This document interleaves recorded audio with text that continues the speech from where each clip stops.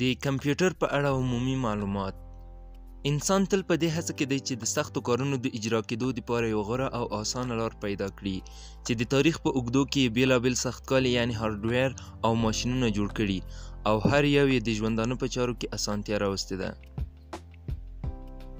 چینایان لومړني کسانو چې د محاسباتو په ډګر کې ډېرې هڅې او پرمختیاوې وکړې. د هغوی نه وروسته پاسکال فرانسوي ریاضیپوه لومړنی دانشمند و چې د حساب یو میخانیکي ماشین یې اختراع کړ او د هغه نه وروسته نور پرمختللي د حساب ماشینونه جوړ شول.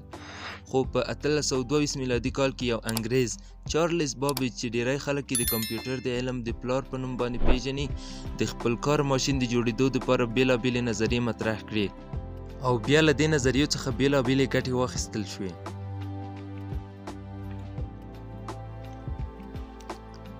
لومړنی محاسباتي کمپیوټر د هاروارډ په پوهنتون کې د آی بي ام په مالي او تخنیکي مرستو د هارو اډایکن په زیار په کال 1944 کې بشپړ او د کار لپاره ګټې اخیستنې ته وسپارل شو.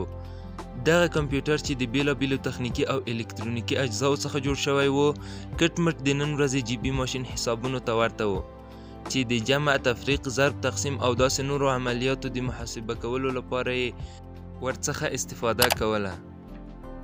خو یوازینی توپیر چې ترمنځ و هغه دا و چې نوموړي ماشین حساب 10 ټنه وزن درلوده.